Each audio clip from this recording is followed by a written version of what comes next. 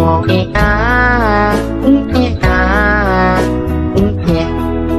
been a really, really messed up week. Some days told you, some days better. La la la, la la la. Suci kembali dikejutkan lagi dengan kemunculan suara laki-laki yang juga ikut nembang Jawa. Ya astagfirullah, apalagi nih, mana ada sinden nyanyi malam-malam di dekat jendela kamar aku. Hai, wassalamualaikum warahmatullahi wabarakatuh. Terima kasih sudah klik video ini. Oke wah, jadi malam ini aku akan membawakan lagi satu kisah horor Wawa yang malam ini sudah sampai di part 192 ya. Malam ini aku akan menceritakan kisah teror yang dialamin sama Wawa pada saat memasuki bulan Suro. Nah, masalahnya di sini gangguan tuh nggak cuma terjadi satu hari aja, tapi selama berhari-hari dari awal memasuki bulan Suro sampai bulan Suro ini udah mau selesai 1 bulan full. Nah, penasaran dengan kisah selengkapnya? Jadi tanpa berlama-lama kita langsung masuk aja ke ceritanya ya. Check it out.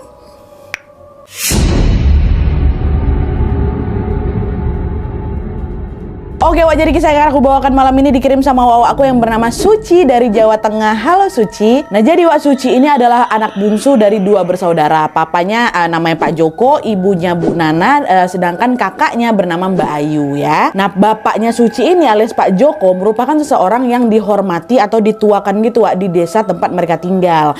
Hal itu terjadi karena memang Pak Joko ini punya kemampuan untuk mengatasi gangguan terkait hal-hal mistis gitu lah Wak. Jadi bisa dibilang bapaknya Suci ini orang pintar gitu.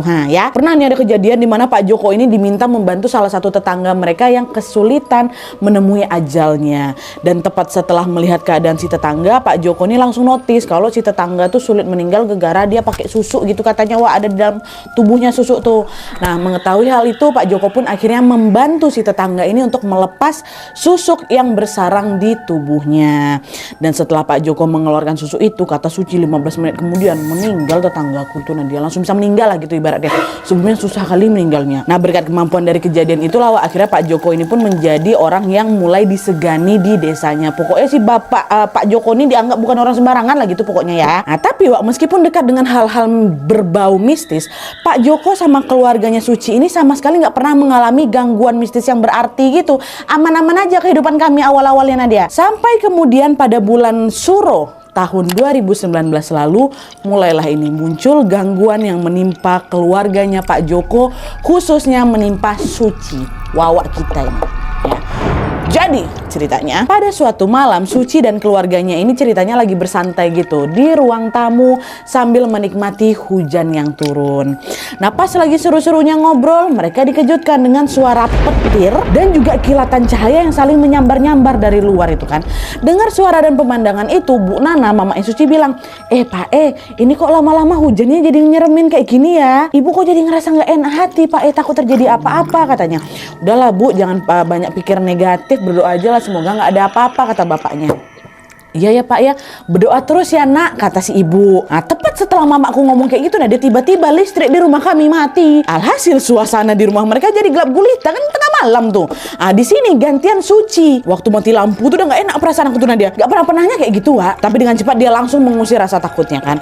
Nah, pas udah agak tenang, Suci ini tiba-tiba dikejutkan dengan suara bapaknya yang masih ada di sekitar si Suci ini teriak, Suci, awas, sana kamu lari ke ibu katanya. Ini gelap nih, ada posisinya tuh panik aku kan. Dan belum sempat aku ngejawab sama aku mendekat ke mamaku, secara tiba-tiba terdengar lagi Wak suara ledakan yang sangat kencang dari balik tembok di mana kami duduk. Biar gitu Wak, kayak suara bom, tapi nggak ada sesuatu yang runtuh nih. Kencang kali pokoknya suara ledakan tuh Nadia. Nah, menyadari hal itu, para perempuan ini pada terkejut lah semua ya kan. Panik mereka, Pak ada apa nih Pak, rumah kita kesambar petir apa ya? Tapi anehnya Wak, bapak mereka tuh Pak Joko ini sama sekali tidak merespon pertanyaan itu.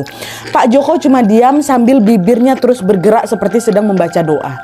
Tidak lama kemudian Pak Joko bilang lagi, sudah jangan dicek malam ini, sekarang juga kalian balik ke kamar masing-masing. Besok pagi baru kita cek ada apa di luar sana. Bapak nggak ngizinin hari malam itu juga ngecek keluar Wak. Nah, pada saat itu Suci udah tahu nih, ini pasti ada sesuatu yang nggak beres nih sampai bapakku ngomong kayak gitu. Tapi gara-gara nggak mau melanggar perintah bapaknya, dia pun langsung balik ke kamar diikuti sama Mbak Ayu. Dari belakang mereka tidur satu kamar Wak. Ya Pak katanya, masuklah dalam kamar ya. Nah terus by the way Wak, itu adalah kejadian di awal masuk bulan Suro ya. Nah, Besok paginya nih, Suci dan keluarganya yang masih penasaran langsunglah ini berempat pergi keluar rumah untuk mengecek sumber ledakan tadi malam. Betul nggak kemarin rumah kita ini kesambar petir ya kan? Tapi Wak, pas mereka udah ada di luar rumah, mereka sama sekali tidak menemukan tanda-tanda adanya sambaran petir. Karena memang sama sekali nggak ada bekasnya. Keliling rumah kalau pintu Nadia ada nggak yang meledak nih. Tapi sumber suaranya misalnya di sudut sini kan, di sini nggak ada, sampai keliling tetap nggak ada juga yang mencurigakan gitu loh. Nggak ada sesuatu yang terbakar. Yang ada waktu itu kami tengok rak sepatu kami yang ada di luar tuh berantakan semuanya. Nah, menyadari hal itu, Pak Joko bilang lagi, aduh ini sepertinya ada yang sengaja ngirim kiriman buat kita nih, kata bapaknya. Kiriman gimana nih Pak maksudnya? Ada yang mau mencelakain keluarga kita gitu, kata ibu kan. Bentar Bu, bapak sendiri juga belum yakin kiriman ini memang untuk kita atau cuma sekedar kiriman nyasar aja. Bapak belum yakin. Udahlah, yang penting sekarang kita berdoa aja ya, semoga nggak ada apa-apa gitu kan. Dengar itu panik lah aku Nadia, takut aku. Orang bapakku orang pintar kok, pasti dia tahu sesuatu nih ya kan. Dan ternyata apa yang diduga sama Pak Joko hari itu betul adanya. Karena ternyata suara ledakan malam itu merupakan pertanda munculnya rentetan teror yang menimpa keluarga mereka, khususnya menimpa Suci. Masuk. Jadi ceritanya Wak, 3 hari sejak kejadian meledak tadi tuh Suci ini tiba-tiba terserang sakit kepala. Sakit kali rasanya Nadia. Gak pernahnya aku kayak gitu, saking hebatnya sampai dia ini kesulitan beraktivitas Wak. Dan akhirnya Suci pergilah ini ke dokter sendirian kan untuk berobat. Waktu itu dia cuma diminta dokter untuk banyak-banyak istirahat, kecapean aja kabuntu kata dokter. Mendengar itu Suci pun menuruti anjuran dokter supaya dia ini bisa cepat sembuh ya kan. Tapi setelah beberapa hari berlalu, kondisi Suci ini juga belum membaik Wak. Bahkan Suci merasa kesehatan aku Nadia makin hari makin memburuk. Apalagi kalau sudah menjelang waktu maghrib tiba. Dan itu lama loh, dari maghrib sampai subuh. Sakit kepalaku bukan main katanya. Dan selain itu Suci ini juga sering mengalami mimisan Wak, secara tiba-tiba. Padahal sebelumnya dia sama sekali nggak pernah mimisan. Meskipun demikian Wak, Suci masih menganggap kalau ini udah aku cuma sakit biasa aja nih, nggak ada hubungannya lah sama hal-hal mistis kan. Sampai tibalah pada suatu malam, secara tiba-tiba Suci ini pingsan. Ya, nah waktu aku sadar Nadia, aku udah dikelilingin tuh sama bapakku, ibu aku sama Mbak Ayu. Cemas mereka semua nih. Waktu aku bangun, Pak, Bu, ada apa nih? Aku kenapa? Katanya. Dek, kamu nggak sadar dek, barusan kamu kesurupan, kata Mbak Ayu. Hah? Masa sih mbakku kesurupan? Tadi perasaan aku nggak kenapa-napa lah. Nah disitulah Wak, Mbak Ayu baru cerita nih. Ternyata pada malam itu sebelum pingsan, Suci ini ceritanya dari kamar mandi. Nah pas balik dari kamar mandi ini Wak, Mbak Ayu nengok si Suci ini tiba-tiba berdiri aja gitu di depan pintu kamarnya. Mereka kan satu kamar nih. Mbak Ayu udah di kamar. Mbak Ayu nengok Suci berdiri aja depan kamar tuh. Nggak masuk-masuk pintu Wak. Tapi waktu itu Mbak Ayu belum curiga, dia cuma diam aja gitu loh. Mbak Ayu lanjut lagi lah gelepak apa segala macam kan. Pas pula waktu itu lampu kamar mereka udah dimatikan Wak. Nah pas Mbak Ayu nengok lagi ke pintu, masih tegak di situ adeknya. Tapi yang Mbak Ayu notice Wak, Mbak Ayu melihat matanya Suci ini tiba-tiba berubah jadi hitam. Jadi macam nggak ada putihnya sama sekali gitu. Kok macam hitam semua mata adik aku ini. Cuman di titik ini Mbak Ayu masih berusaha pikiran positif. Salah tengok aku nih, itu kelopak matanya si Suci tuh yang hitam tuh gitu kan. Suci, dipanggil-panggil nggak nyaut. Mbak Ayu dibiarkan lagi adiknya Wak, nggak ambil pusing dia kan, dan dia memilih mau tidur nih. Nah pas baru mau memejamkan matanya Wak, tiba-tiba Mbak Ayu terkejut. Si Suci yang tadi berdiri itu tiba-tiba ngomong gini, di sana kata, sambil menunjuk ke arah jendela. Menyadari ada sesuatu yang aneh sama adiknya, Mbak Ayu tak langsung teriak lah, dek ngapa kau bapak ibu ini kenapa nih, siapa nih si Suci ini, cepatlah ke sini katanya. Di sana si Ayu masih kayak gitu tuh, si Ayu si Suci. Nah dengar itu orang tuanya langsung lah datangin mereka berdua. Sedangkan Pak Joko nggak langsung masuk ngampirin Wak, dia cuma ngintip ke kamar bentar, abis itu bergegas melaksanakan sholat. Udah ambil wudhu nih ceritanya Pak Joko waktu itu kan. Nah di sisi lain Suci ini masih teriak juga, di sana sambil lompat ke meja Nadia. Mbak Ayu nengok aku tuh macam ketakutan, di sana kayak gitu. Nah karena penasaran Mbak Ayu buka lah tirai jendela yang ditunjuk sama si Suci ini kan. Disitulah Wak ya, Mbak Ayu, mama mereka sama si Suci yang lagi kesurupan ini melihat ada sebuah bola api yang lagi terbang melayang-layang tepat di depan rumah mereka. Nengok hal menyeramkan itu, Mbak Ayu sama Bu Nana pun langsunglah berdoa sambil menunggu bapak mereka selesai sholat nih. Itu bola masih ada tuh Nadia, kata Mbak Ayu. Dan entah secara kebetulan apa kayak gimana nih Wak ya, tepat setelah Pak Joko mengucapkan salam, Assalamualaikum, bola api yang tadi melayang-layang itu mendadak hilang Wak, entah kemana. Dan di saat yang bersamaan disitulah Suci ini pengsan disadarin. Nah itu baru dia sadar tuh. Nah setelah mendengar cerita itu Suci pun jadi ketakutan lagi. Tapi dengan cepat Pak Joko pun menenangkan mereka semua bahwa udah tenang, semuanya bakal baik-baik saja. Dan ternyata betul keesokan harinya kondisi Suci sudah membaik dan sudah tidak ada lagi keanehan di rumah mereka. Malah setelah aku kesurupan itu jadi hilang Nadia yang sakit kepala aku tuh. Tapi itu pun juga nggak berlangsung lama Wak, karena ini memasuki pertengahan bulan Suro. Memasuki pertengahan bulan Suro, Suci kembali dihantui oleh kejadian mistis yang lebih menyeramkan lagi Wak. Ya Allah. Nah jadi Wak, pada suatu malam pada saat sudah memasuki pertengahan bulan Suro ini ya, sekitar jam 1:30 malam, Suci ini terbangun gegara. Dia mendengar ada suara orang lagi ngaji, ya kan? Suara siapa nih ya? Setelah didengar baik-baik, barulah si Suci ini tersadar kalau suara itu bukan suara satu orang, Wak. Melainkan suara sekelompok bapak-bapak yang lagi membaca surat Yasin. Jadi macam orang lagi ngadain tahlilan tuh lah, ya kan? Waktu itu si Suci berpikir kalau, oh itu tetanggaku lagi tahlilan tuh. Mau tidur lagi. Bentar, mana ada orang tahlilan jam 1:30 malam nih? Itu dia gemetar aku Nadia, ketakutan aku di situ jelas sekali. Nah tapi semakin Suci ini merasa takut Wak, suara bapak-bapak ngaji Yasin ini justru terdengar semakin kencang lagi. Dari awalnya terdengar samar-samar gitu kan Nadia, sekarang terdengar macam makin kencang, makin jelas, macam seolah-olah ada di depan ruang tamu aku tuh. Menyadari ketidakberesan itu, Suci pun langsung membaca doa sambil menutup kedua telinganya dengan bantal hingga tanpa terasa dia pun ketiduran.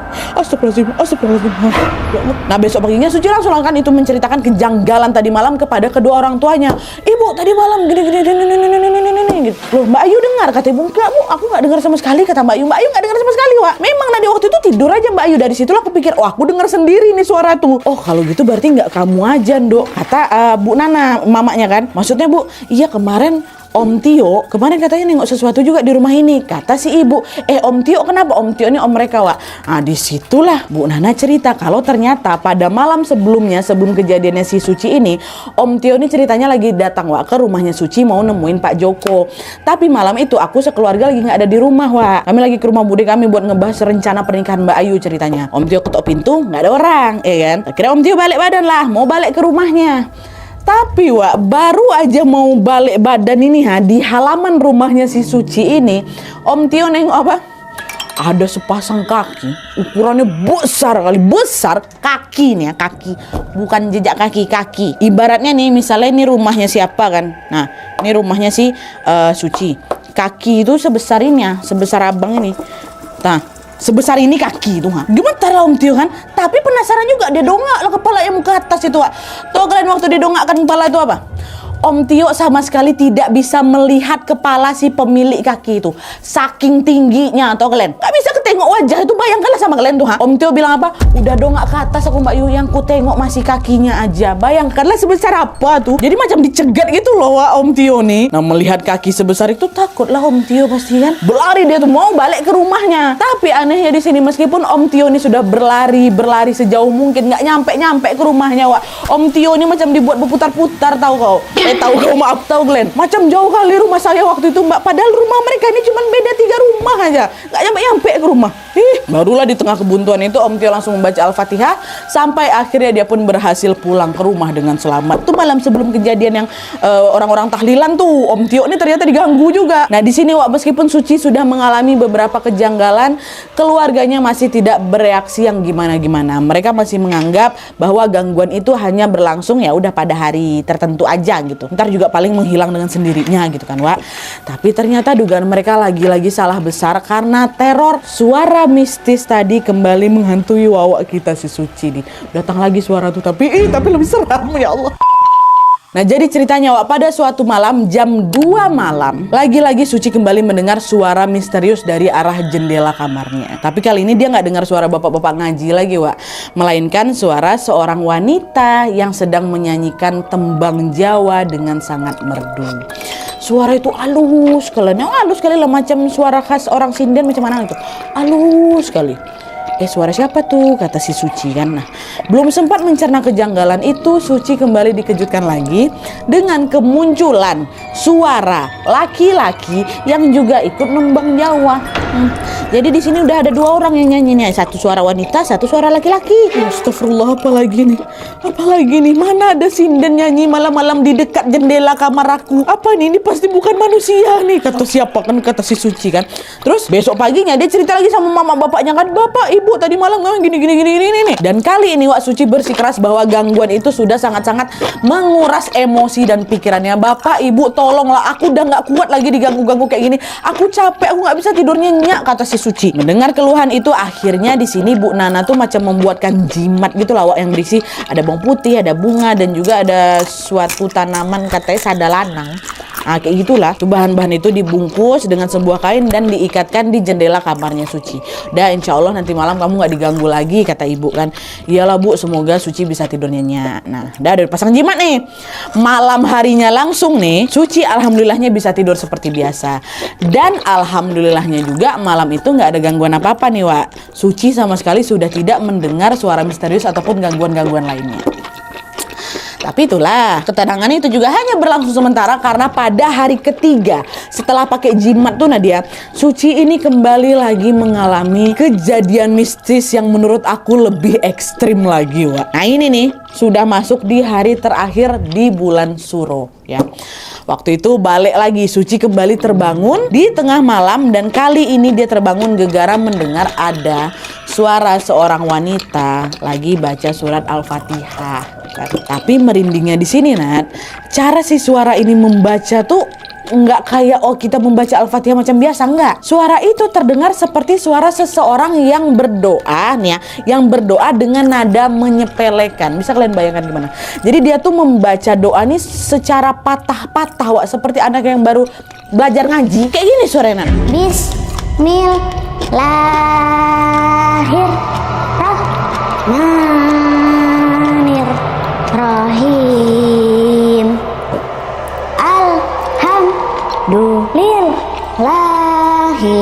Kayak gitu suaranya, bayangkan kalian. Penasaran lah si Suci ini kan, dia ngebatin, siapa nih suara yang berdoa di belakang telingaku. Di belakangnya Wak. Suci yang awalnya tidur ngadep ke tembok ini akhirnya noleh lah ke belakang. Kan harusnya Mbak Ayu di belakang dia kan. Pas balik badan itu Nat, disitulah Suci melihat ada seorang nenek-nenek yang tidur di tengah-tengah antara aku sama Mbak Ayu. Ya, sosok itu memakai atasan kebaya putih dan sehelai jarik coklat seperti pakaian yang memang biasanya dipakai oleh para sinden. Dia juga pakai tuh sanggul, tapi rambut bagian depan yang juntai aut-autan gitu. Dan selain itu Suci juga melihat dengan jelas bahwa nenek itu kepalanya menghadap ke atas sambil sesekali melirik ke arah Suci sambil tersenyum lebar. Jadi kan dia gini. Nah gitu, jadi posisinya ini sama-sama lagi rebahan sama Suci gitu loh. Dan gak sampai di situ aja ya, Suci juga menyadari bahwa si sosok itu tuh ternyata gak betul-betul nempel di atas kasur tuh Nadia. Karena kepala, leher, badan sampai kakinya tuh dalam posisi setengah melayang. Jadi kayak sedetail itu aku bisa nengok Nadia. Bisa kabur aku, nggak bisa, shock aku di situ. Apalagi kalau nggak nge-freeze. Suci tidak bisa mengeluarkan sepatah kata apapun ya. Nah di sisi lain, menyadari Suci yang ketakutan ini, nenek itu balik lagi merapalkan surat Al-Fatihah Wak. Alhamdulillahirabbil alamin. Terus waktu sampai di bagian Ar-Rahmanir-Rahim Wak, si nenek nih baca dengan suara yang kencang. Ar-Rahmanir-Rahim. Aduh terbayang macam orang yang lagi teriak kayak gitu. Udah selesai Ar-Rahmanir-Rahim Wak, bergeser sosok nih, didekatkannya pipinya ke pundak aku Nadia, jadi macam orang lagi ngelendar gitu. Nah, dan ini dia masih baca surat Al-Fatihah Wak ya. Terus waktu sampai ke ayat Maliki Yaumiddin ya kan, dia balik lagi dan ke posisi awal. Jadi waktu Ar-Rahmanir-Rahim, di sini dia Maliki Yaumiddin, dia balik lagi ke posisi awal dan menjauh dari pundaknya si Suci. Masih lanjut lagi, Suci makin syok lagi ketika sampai di ayatnya Iyyaka na'budu wa iyyaka nasta'in. Si sosok ini justru menoleh ke arah Suci sambil menggerakkan kepalanya ke kanan dan ke kiri. Kayak gimana dia Wak? Ya, karena Seram aku. Kayak gitu. Wudu. Wah iya. Suci nih Wak ya, sampai ngirimin video peragaan waktu sosok ini patah-patah kayak tadi tuh, biar kita tuh bisa bayangin, biar kami bisa bayangin, dikirim karena video tuh kayak gitu. Dan Nadia, kalian cobalah bayangkan serentetan tadi waktu dia bacain surat Al-Fatihah dari pertama tuh, macam mana nggak shocknya aku tuh Nadia. Aku cuma bisa apa, nangis, berdoa, tutup mata, ya Allah tolonglah ya Allah, usirlah ya Allah, jauhkan Mbak Ayu. Sadar Nadia, nggak tidur Mbak Ayu. Dan alhamdulillahnya secara tiba-tiba Suci pun bisa bersuara dan langsung berteriak di situ, ibu, kata dia. Dan tepat setelah Suci memanggil ibunya, sosok nenek tua ini pun langsung menghilang dari hadapannya si Suci. Wah. Dan barulah setelah dengar suara adiknya nih teriak manggil ibu, baru Mbak Ayu nih tersadar. Disusul juga sama Bu Ana sama Pak Joko yang mendatangi kamar mereka.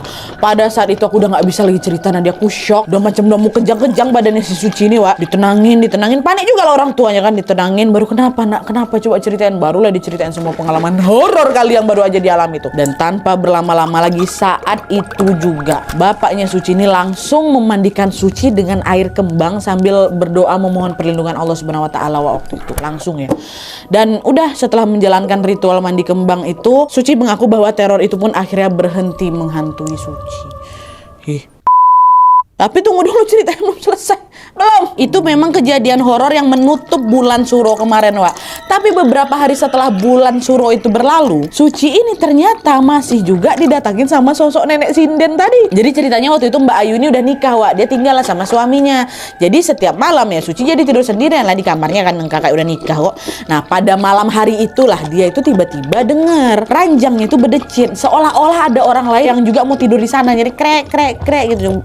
Ranjang aku tuh juga dari kayu. Nah dia jadi kedengaran kali kalau misalnya ada orang yang naik ke atas kasur, kalau ada pergerakan tuh pasti terdengar. Suci yang penasaran dibalikkan ya lah badannya buat nengok itu sumber suara kan.